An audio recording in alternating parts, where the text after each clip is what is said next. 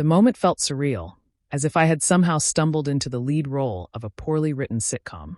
Sitting in the courtroom, staring at Sophia's smug expression, I couldn't shake the absurdity of it all. I had prepared for this, of course. I had been the only one trying for years, always giving, always sacrificing, yet never good enough. I had endured her sharp, condescending remarks before, but this time, she had outdone herself. "Ryan, you're like a workhorse, easy to ride but utterly pointless in the end." Laughter rippled through the courtroom. The sound was sharp, cutting through me like a blade. Heat climbed up my neck, spreading to my ears, then settling like a fire in my chest. My fists clenched beneath the table, nails digging into my palms, but I refused to flinch. I wouldn't give her the satisfaction of seeing me break. Sophia had always been skilled at cruelty, but this wasn't just about ending our marriage. It wasn't enough for her to leave. She wanted to strip me of my dignity on the way out. That single remark wasn't just an insult. It was the perfect encapsulation of how she had seen me all along. For years, I had worked myself to exhaustion to provide for her. I had taken on extra shifts, worn the same threadbare suit for years, and driven a car that should have been in a junkyard, just so she could have the latest gadgets and live the life she wanted. And now, after everything, she dismissed me as a useless beast of burden. I looked around.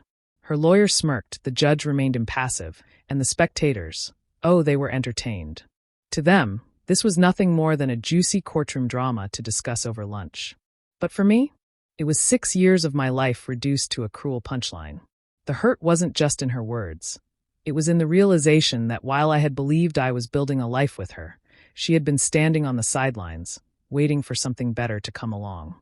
When the judge called for a brief recess, I seized the opportunity to escape the suffocating air of the courtroom. Outside, I leaned against the cold stone wall, my only anchor in that moment of suffocating despair. For the first time in months, I let myself feel everything: the anger, the humiliation, the heartbreak. How could someone I had loved so deeply tear me down so mercilessly? And yet, in the middle of all that pain, something unexpected surfaced. Her cruelty was liberating. She had finally said out loud what she had likely thought for years. There was no more pretending, no more questioning, no more desperately trying to fix something that had been broken beyond repair. I adjusted my tie and caught my reflection in a nearby window. There stood the so-called workhorse, but not in the way Sophia had meant. I was still standing, worn, exhausted, but unbroken. She had underestimated me. As I stepped back into the courtroom, I was different. Calmer. Stronger. If Sophia wanted a performance, I would give her one, but not the one she expected.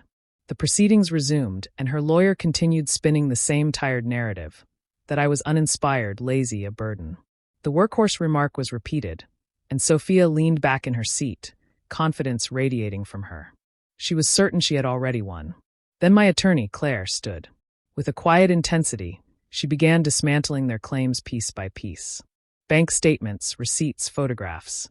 Evidence of every sacrifice I had made was laid bare for the court to see. Every night I had worked late, every indulgence I had denied myself, every effort I had put into building our life, it was all there, undeniable. Then Claire turned to me. "Would you like to say something?" This was my moment. I stood, straightened my tie, and faced the room. "Yes."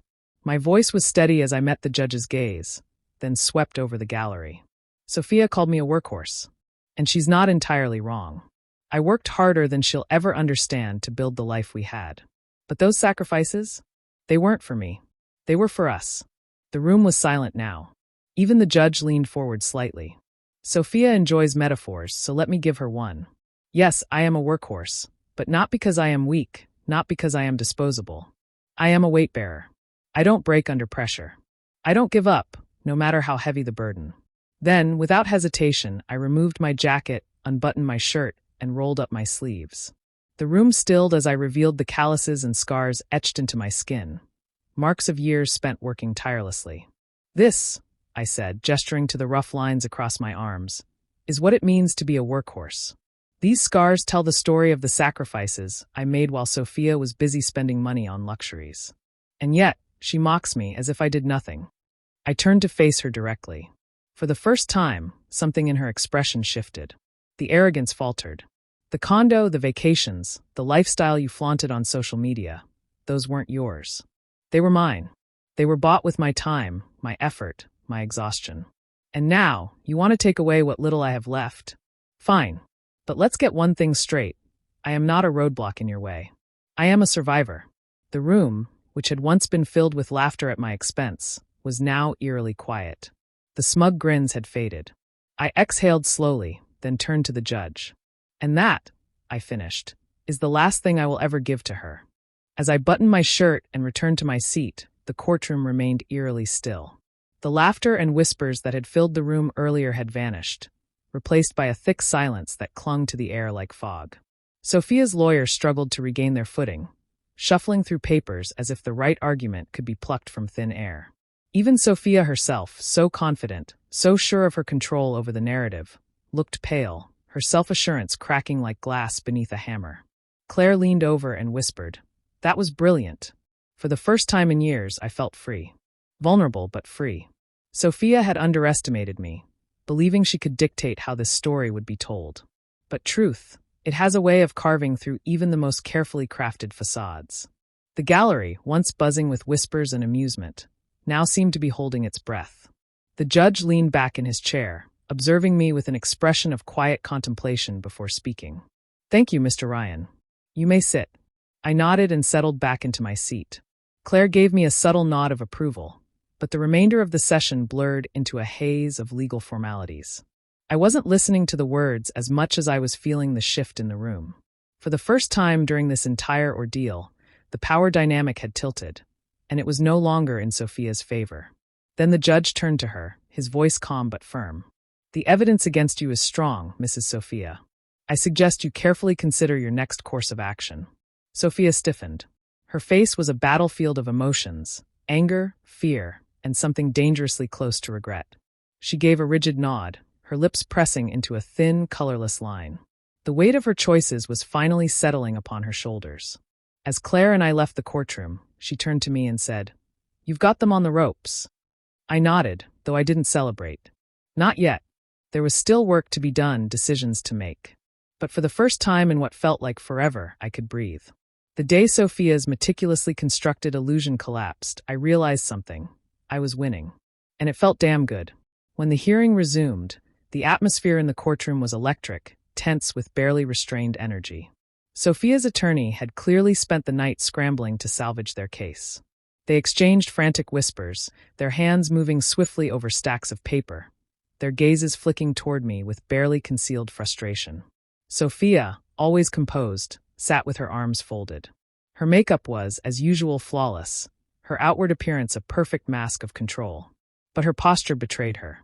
She sat stiffly, her head slightly bowed, her eyes darting anxiously between me and the judge.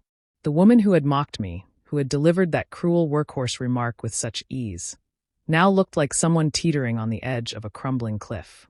When the judge entered, the room fell into a hush. He wasted no time. "Before we proceed, I have carefully examined the plaintiff's evidence, which includes financial records, third-party statements, and testimony." He paused, his gaze leveling at Sophia. "It is abundantly clear that Mrs. Sophia has acted in a manner that undermines the integrity of this marriage." Sophia's head shot up, her lips parting slightly in disbelief. Her lawyer muttered something under their breath, likely a warning, but the damage was already done. The judge continued, his tone even but unyielding. "This includes, but is not limited to, withdrawing money from a joint account without consent, engaging in an extramarital affair, and attempting to misrepresent Mr. Ryan's statements during these proceedings." A pin could have dropped, and it would have echoed in that courtroom. Sophia's skin, usually radiant with self-assurance, had gone ghostly pale.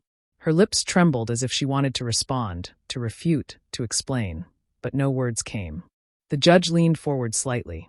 "Mrs. Sophia, your actions not only contradict your statements but demonstrate a severe breach of trust." The gallery erupted in hushed murmurs. The air vibrated with the collective realization that Sophia's once unshakable mask had finally cracked. Even her attorney, who had exuded confidence in the early days of the case, looked as if they wished they could disappear. Then the judge turned to me. "Mr. Ryan, your allegations of financial and emotional exploitation are found to be credible based on the facts presented. Throughout these proceedings, you have demonstrated integrity and restraint." I nodded, my face remaining neutral, though something deep inside me shifted. The weight of years of humiliation, of self-doubt, of questioning my worth. It all began to lift, fading like mist in the morning sun. Then came the final blow. Sophia was ordered to return the money she had taken and pay a significant share of the marital assets. But the worst punishment wasn't financial. It was the truth being laid bare for all to see. "The court acknowledges the damage your actions have caused, Mrs. Sophia," the judge said gravely. "I encourage you to reflect on the choices that have led you here." Sophia sat motionless, her shoulders slumped, her confidence reduced to ashes. Even as the judge adjourned the session, her attorney was already whispering words like reputation and damage control. As I gathered my things, I paused by her table. I didn't gloat, didn't sneer, didn't raise my voice. I simply leaned in slightly and muttered, "Workhorse, huh?" She didn't reply, didn't even look up.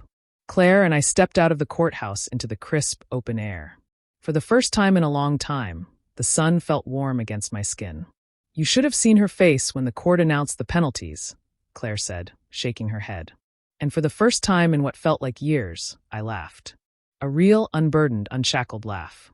Sophia had believed she could break me, humiliate me, take everything I had worked for. Instead, it was her carefully constructed illusion that had shattered. Her lies, her manipulations, they had crumbled under the weight of truth. As I descended the courthouse steps, I felt lighter, as if I had finally removed a heavy coat I had been forced to wear for too long. The sting of her betrayal, once a deep and open wound, was now nothing more than a fading bruise. Claire and I spoke of the next steps, of the legal logistics that remained, but I was barely listening. My mind was already drifting to the life that awaited me. One free from Sophia's demands, her belittling words, her insatiable hunger for more. I began removing the remnants of her from my life. The furniture she had picked, the artwork she had insisted upon, even the ridiculous decor she had claimed was essential. As each piece vanished, the space around me felt bigger, airier. Finally, it was mine. One afternoon, while sorting through old belongings, I stumbled upon a dusty sketchbook buried deep in a closet. I hadn't touched it in years. Sophia had dismissed my drawing as a childish hobby. But as I flipped through the pages, something stirred inside me. I picked up a pencil. The first lines were uncertain, hesitant, but as I continued, it felt like reclaiming a piece of myself that I had almost forgotten. I reconnected with old friends, too. When I saw them, one of them clapped me on the shoulder and grinned. "We were just waiting for you to wake up, man." And as weeks turned into months, I did. I rebuilt myself, physically, emotionally, socially. The man staring back at me in the mirror was no longer the one who had walked into that courtroom, beaten down and exhausted. He was stronger, freer, unshakable. Forgiveness wasn't for Sophia. It was for me. Her betrayal had never been about me. It had been about her own emptiness, her own inability to value what she had. And now, at last, I was done carrying her weight.